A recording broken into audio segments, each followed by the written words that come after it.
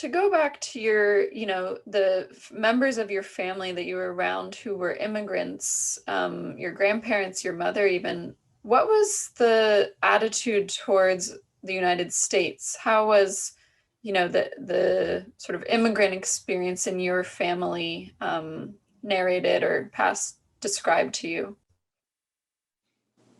They were altogether in love with America and the American ideals, the American promise.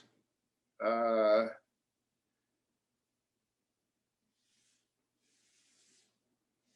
think I was very much impressed and very much involved in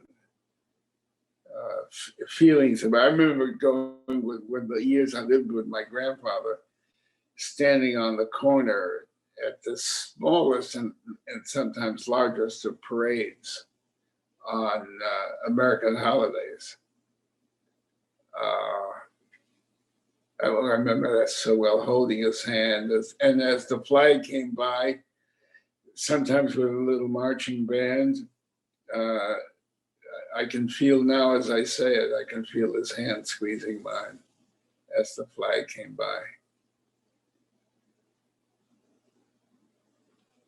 They were very patriotic, especially the grandparents.